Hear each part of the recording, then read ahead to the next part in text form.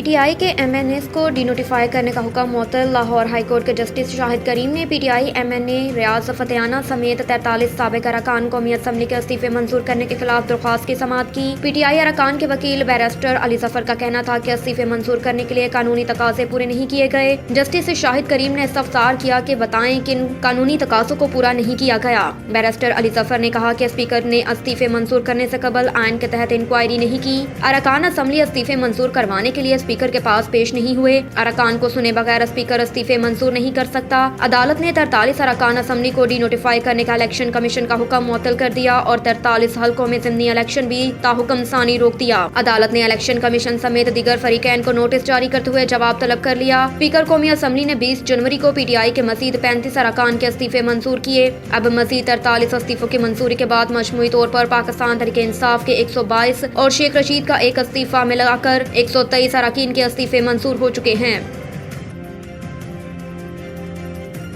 پنجاب میں عام انتخابات کی درخواست، الیکشن کمیشنر گورنر پنجاب کو نوٹس جاری۔ لاہور ہائی کورٹ میں پنجاب میں عام انتخابات کی تاریخ کا اعلان کرنے کے حوالے سے دائر متفرق درخواست پر سماعت ہوئی۔ عدالت نے الیکشن کمیشن اور گورنر پنجاب کو نوٹس جاری کرتے ہوئے 9 فروری کو جواب طلب کر لیا۔ درخواست میں موقف اختیار کیا گیا کہ الیکشن کمیشن نے بدنیتی کا مظاہرہ کرتے ہوئے قومی اسمبلی کے حلقوں کا ضمنی شیڈول جاری کر دیا۔ عام انتخابات کا شیڈول جاری نہ ہونے سے حلقے کے ووٹرز کا استحقاق مشروع ہو رہا ہے۔ اسمبلیوں کی تحلیل کے 90 دن میں انتخابات کروانا آئینی تقاضا ہے۔ درخواست میں مزید کہا گیا کہ الیکشن کمیشن پنجاب اسمبلی کی تحلیل کے باوجود انتخابی شیڈول جاری نہ کر کے آئین سے انحراف کر رہا ہے۔ صاف شفاف انتخابات کے لیے انتخابی شیڈول کا اجرا جمہوری احساس ہے۔ آئین کے آرٹیکل 105 کے برعکس گورنر بدنیتی کی بنا پر انتخابی شیڈول جاری نہیں کر رہا۔ عدالت الیکشن کمیشن کو پنجاب کے لیے انتخابی شیڈول جاری کرنے کا حکم دے۔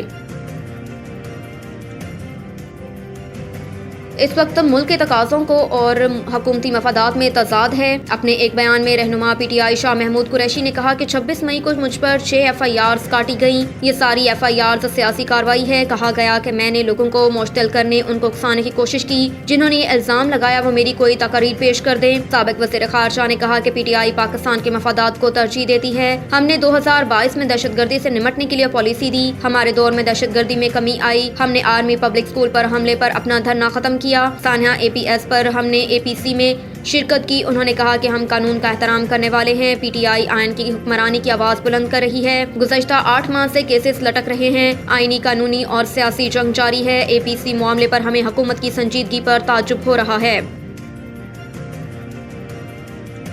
ترکیہ اور شام میں تباہ کن زلزلے سے اموات کی تعداد 8000 سے تجاوز۔ امریکی جیولوجیکل سروے کے مطابق پیر کو آنے والے 7.8 شدت کے زلزلے کے بعد 7.6 شدت کا ایک اور زلزلہ آیا جس نے مزید تباہی پھیلائی۔ زلزلے کے جھٹکے قبرص، یونان، شام، اردن، لبنان اور فلسطین میں بھی محسوس کیے گئے، جبکہ قیامت خیز تباہی کے بعد 300 سے زائد آفٹر شاکس آ چکے ہیں۔ ملبے تلے اب بھی متعدد افراد کے پھنسے ہونے کا خدشہ۔ انہیں نکالنے کے لیے دن رات ریسکیو آپریشن جاری، تاہم شدید سردی اور بعض علاقوں میں برف باری کے باعث متاثرین کو کٹھن حالات کا سامنا۔ امدادی کارروائیوں میں بھی مشکلات پیش آ رہی ہیں۔ ترکیہ میں عمارتوں کے ملبوں سے 8000 سے زائد افراد کو نکالا جا چکا ہے۔ ترک وزیر صحت کے مطابق زلزلے سے 32000 کے قریب افراد زخمی ہیں اور متاثرہ علاقوں میں 5775 عمارتیں تباہ ہو چکی ہیں۔ زلزلے میں مرنے والوں میں 57 فلسطینی بھی شامل ہیں۔ شام میں زخمیوں کی تعداد 8000 سے زیادہ بتائی جا رہی ہے۔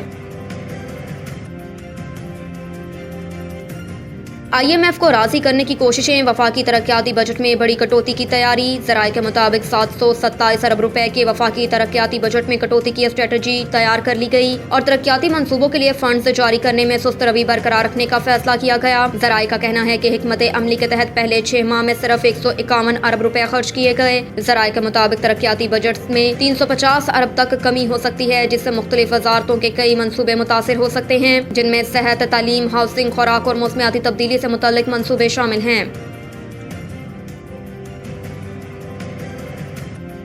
حافظ نعیم کہتے ہیں حکومت نہیں چاہتی کہ بلدیاتی انتخابات کا عمل آگے بڑھے۔ ادارہ نور حق میں پریس کانفرنس کرتے ہوئے حافظ نعیم الرحمان کا کہنا تھا کہ افسوس کی بات ہے کہ جو کام الیکشن کمیشن کو کرنا چاہیے وہ ہم دھرنے دے کر کروا رہے ہیں۔ 11 تاریخ سے پہلے 11 نشستوں پر انتخابات کا اعلان نہ کیا گیا تو ہم احتجاج کریں گے۔ 3 ہفتے سے زائد گزر چکے لیکن اتنا وقت گزر جانے کے باوجود بھی 11 نشستوں پر انتخابات نہیں ہوئے۔ جب الیکشن کمیشن ہماری جائز بات کو نہیں سنے گا تو ہم کیا کریں؟ انصاف نہیں ملے گا تو ہم احتجاج ہی کریں گے۔ حافظ نعیم نے کہا کہ 6 نشستوں پر الیکشن کمیشن نے الیکشن لیا، ہم اس پر ان کی تعریف کرتے ہیں، لیکن ہم چاہتے ہیں کہ ان 6 نشستوں کا فوری مسئلہ حل کیا جائے۔ الیکشن کمیشن کے پاس یہ موقع ہے کہ انصاف فراہم کرے اور فوری ان 6 نشستوں کا اعلان کرے۔ ہمارے پاس دھاندلی کے ثبوت موجود ہیں اور یوسف کے نمبر پر بھی ہم آگے ہیں۔ ہمارا مطالبہ ہے کہ ROs اور DRO